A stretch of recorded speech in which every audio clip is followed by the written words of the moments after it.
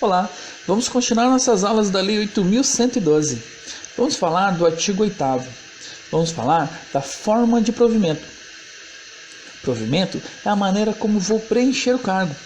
Como falei nas aulas anteriores, vocês podem ter o provimento originário, ou primário, e o provimento derivado, ou secundário. No provimento originário, eu vou ter a nomeação, que é a única forma de provimento originário. No provimento derivado, eu vou ter o restante dos provimentos, que são a promoção, o aproveitamento, a reintegração, a reversão, a readaptação e a recondução.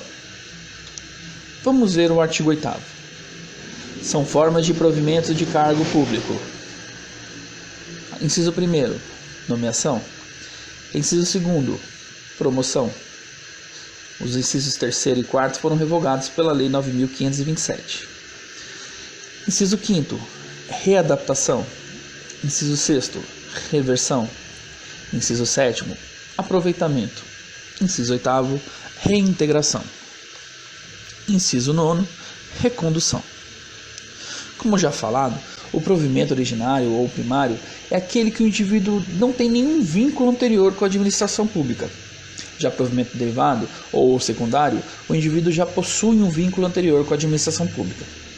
Existia a ascensão e existia a transferência, mas acabaram sendo revogados por uma lei, a Lei 9.527 de 97, e foram declaradas formas de provimento inconstitucionais. Não vale mais e não cai mais em prova. Falei sobre elas só para você saber que elas existiam. Mas vamos ver o artigo 9º. A nomeação far-se-á em caráter efetivo quando se tratar de cargo isolado, de provimento efetivo ou de carreira. Em comissão, inclusive na condição de interino, para cargos de confiança, vagos. Parágrafo único.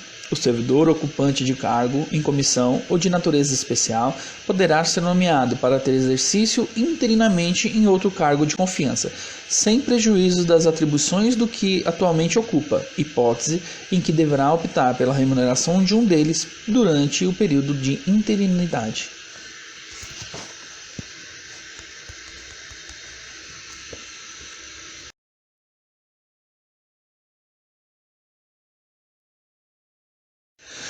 Nós vimos que a nomeação é uma forma de provimento originário ou primário.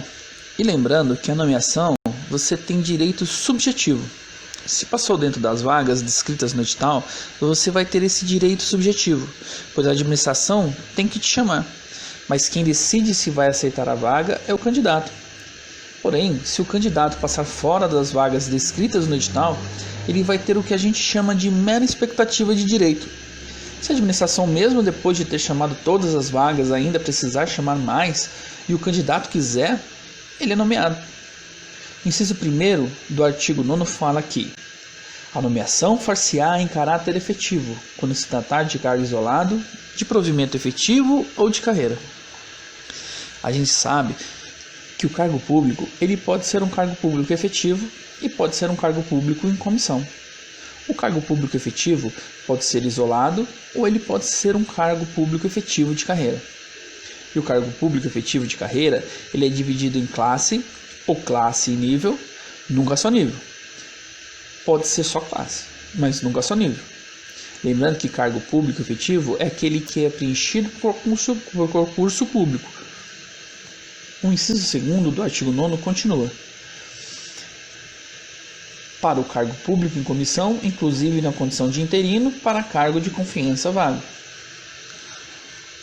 E quando fala na condição de interino, é aquele cargo em comissão em que eu estou assumindo aquele cargo sem ter nenhum vínculo com a administração pública. Eu venho de forma a complementar os quadros da administração pública. O parágrafo único do artigo 9º vai falar: o servidor ocupante de cargo em comissão ou de natureza especial poderá ser nomeado para ter exercício interinamente em outro cargo de confiança, sem prejuízo das atribuições do que atualmente ocupa, hipótese em que deverá optar pela remuneração de um deles durante o período de interinidade. Veja, o cargo público efetivo ocorre normalmente a nomeação, o cargo público em comissão ocorre nomeação, e o cargo público em comissão de forma interina ocorre nomeação. Bem simples, sem muito problema esse artigo. Vamos ver o artigo 10. A nomeação para o cargo de carreira ou cargo isolado de provimento efetivo depende de prévia habilitação em concurso público, de provas e títulos, obedecidos às ordens de classificação e o prazo de sua validade. Os demais requisitos para o ingresso e o desenvolvimento do servidor na carreira mediante promoção será estabelecido pela lei que fixar as diretrizes do sistema de carreira na administração pública federal e seus regulamentos. Lembrando mais uma vez, para ser nomeado em cargo de carreira ou cargo isolado de provimento efetivo, o candidato tem que prestar concurso. E quando ele fala obedecida a ordem de classificação e o prazo de sua validade, esse obedecida a ordem de classificação e o prazo de sua validade, o que chamamos de direito de preferência. A Constituição, ela não proíbe que você abra um concurso público durante o prazo de validade de outro concurso público. Ela só exige que seja respeitado o direito de preferência.